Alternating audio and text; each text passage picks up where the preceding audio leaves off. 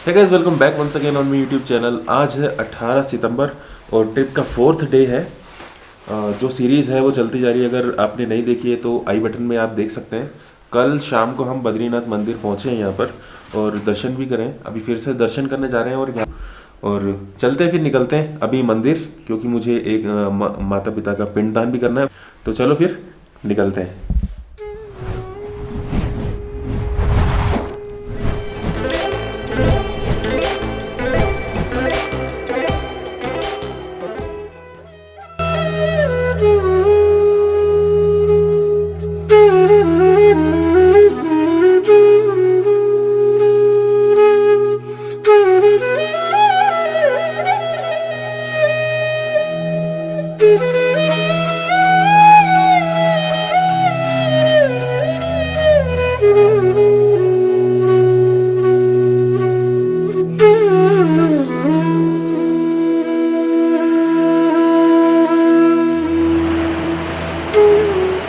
तो वहाँ होता है पिंडदान और मैं वहाँ जा रहा हूँ पिंडदान के लिए।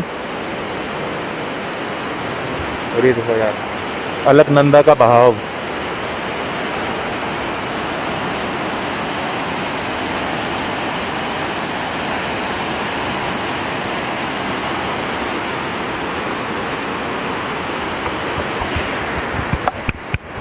तो दोस्तों अभी हम यहाँ पर हैं बद्रीनाथ जी के मंदिर में, और यहाँ पर जो पंडित जी हैं वो हमें बताएंगे कि यहाँ पर ब्रह्म कपाल का महत्व क्या है और वो यहाँ पर कब से है और क्यों है।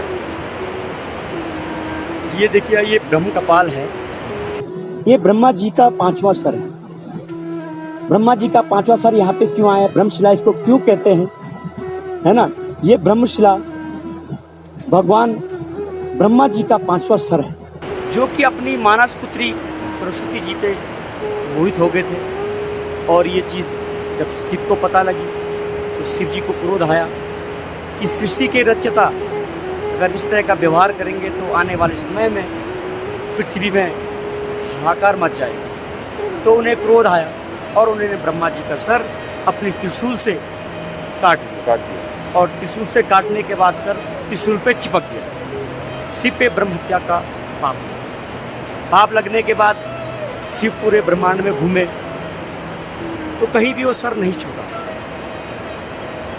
छूटा। तो जब वो घूमते घूमते उन्हें आकाशवाणी हुई कि आप बद्रिका आश्रम में जाइए, वहीं आपके जो सर है, सर भी छूटेगा और आप ब्रह्म हत्या से मुक्त होंगे। तो जो ही शिव जी यहाँ पहुँचे तो ये ब्रह्म जो सर था ब्रह्मा जी का वो यहाँ पे छूट गया। और त्रिशूल से सर छूटने के बाद ब्रह्मा जी का जो पाप था, शिव पे ब्रह्म हत्या का पाप था, तो वो नहीं छूटा। तब शिव ने ब्रह्मा जी के नाम से यहाँ पे पिंडदान किया इस शिला पे, इसलिए इसे ब्रह्मशिला भी कहते हैं। और आज के ज़माने में इसको ब्रह्म कपाली कहते हैं। ठीक, ब्रह्मशिला जी, ये ब्रह्म कपाली। हाँ, पहले ब्रह्मशिला और ब्रह्म कपाली हम बोलते हैं। ब्रह्मा जी का सर, ठीक। उसके बाद ब्रह्मशिला जब ये हो गया था, हाथ सर छूटने के बाद तब शिव ने यहाँ पे ब्रह्मा जी के नाम से पिंड किया। पिंड करने के बाद शिव ब्रह्मा जी के जो पाप था, ब्रह्म हत्या का पाप, वो समाप्त हो गया। तब पार्वती ने कहा शिव को कि इस शिला को आप ऐसा वरदान दो जो कि आने वाले समय में भी ये हिंदू मान्यताओं पर खरा उतरे। तो शिव ने यहाँ पे पिंडदान किया तो ब्रह्म हत्या से मुक्त हुए। पार्वती ने शिव जी को कहा कि आप इस शिला को वरदान दीजिए। आप तो, जब आप पाप मुक्त हो सकते हैं तो संसार क्यों नहीं हो सकता है। इसीलिए आप इस शिला को वरदान दीजिए कि जो भी स्त्री या पुरुष इस स्थान पे आकर के अपने पितरों का उद्धार करेगा,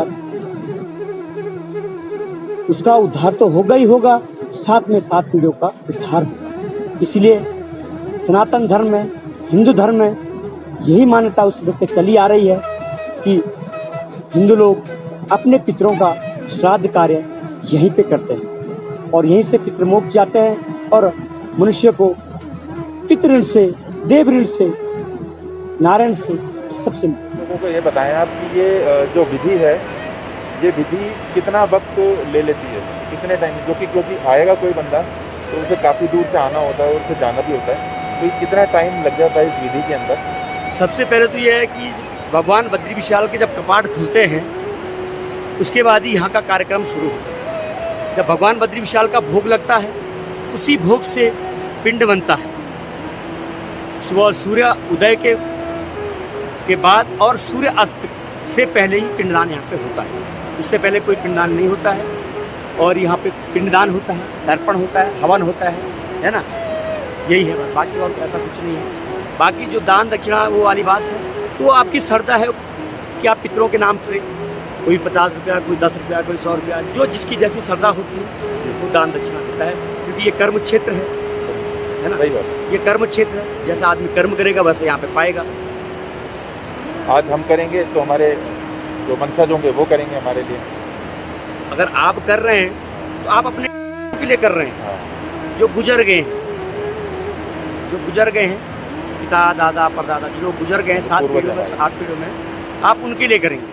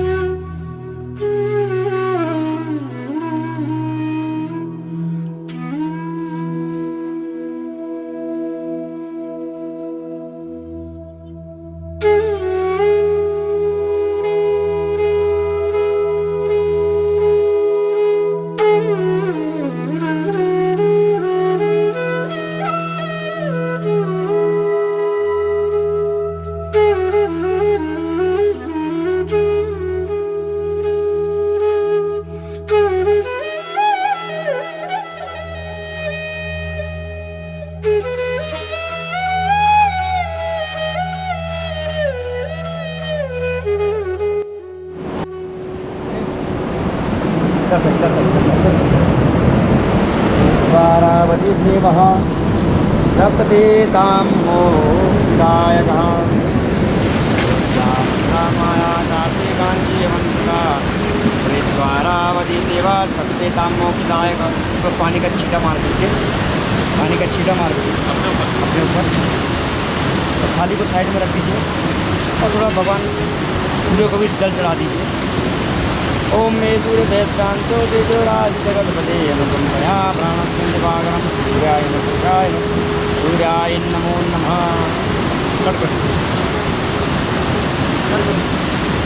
यह आपका कार्य संपन्न हो गया।